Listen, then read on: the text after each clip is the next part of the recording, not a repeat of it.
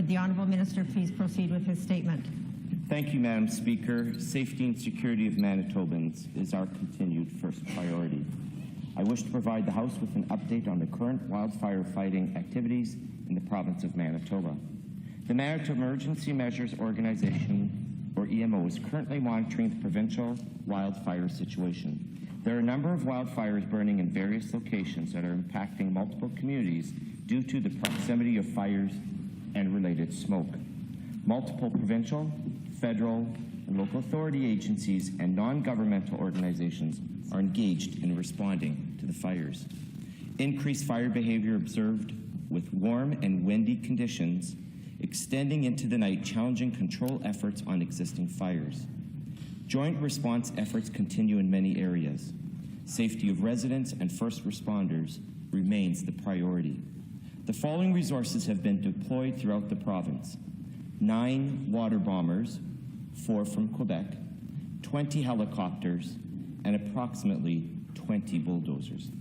The use of these resources are coordinated through the Canadian Intra-Agency Forest Fire Centre in accordance with the mutual aid agreements. In addition to our crews, we have 100 emergency firefighters, 80 out-of-province initial attack firefighters, and an additional 40 arriving today, all from Ontario. Madam Speaker, total fires as of today, 173. The average for this date is 105. Indigenous Services Canada has engaged the Canadian Red Cross and the Canadian Armed Forces to assist with evacuations in the following communities. Little Grand Rapids First Nations has now almost been evacuated entirely. The Canadian Red Cross is working with stakeholders in the City of Winnipeg to ensure continuity of health care, provision of social services, and evacuation supports for evacuees when they arrive. In the Pingasi First Nation, the community of up to 300 residents located adjacent to Little Grand Rapids First Nations is also being affected by fire and smoke, and the federal government with the Red Cross are beginning evacuation procedures. Sapotawaic Cree Nation, starting May 21st, 660 people were evacuated due to multiple fires in close proximity to the community. Evacuees were sent to hotels in the Pond Swan River. Evacuations are being coordinated by the Canadian Red Cross.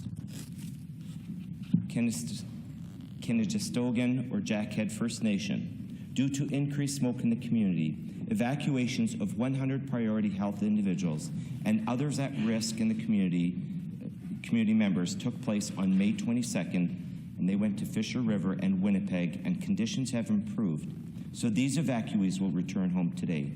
Evacuations are being coordinated by the Canadian Red Cross. Also, Indigenous Services Canada requested assistance of the Canadian Armed Forces to support the evacuations from Little Grand Rapids and Pingasi First Nation. Indigenous and Northern Relations has coordinated the evacuation of Pelican Rapids. Starting May 21st, 38 people were evacuated due to fires. Evacuees were sent to hotels in Dauphin. Evacuations are being coordinated by Manitoba Indigenous and Northern Relations. In the arm of Grahamdale and West Interlake or Ashern, fires near Ashern continue to move with shifting winds and are currently moving away from Ashern. This has reduced the threat to Ashern since Monday, and fire protection continues. Fire crews are also continuing to work to protect properties near Mullville, south of Ashern, and Madam Speaker, Highway number 6 is currently open. The expected hot temperatures and winds continue to be factors with these fires. The RMs of Grahamdale and West Interlake each have a state of local emergency in place, and evacuation contingency plans are in place. Manitoba EMO will continue to monitor the ongoing situations across the province and coordinate teleconferences and the agencies involved. We wish to thank all agencies, governments, and individuals who are involved in this very important work that is being undertaken under very challenging circumstances. They're doing so to ensure the safety and security of all affected by the current wildfire situation. We wish to remind everyone to please obey all fire bans and to keep their properties clear of any combustible materials to reduce risk. Thank you, Madam Speaker.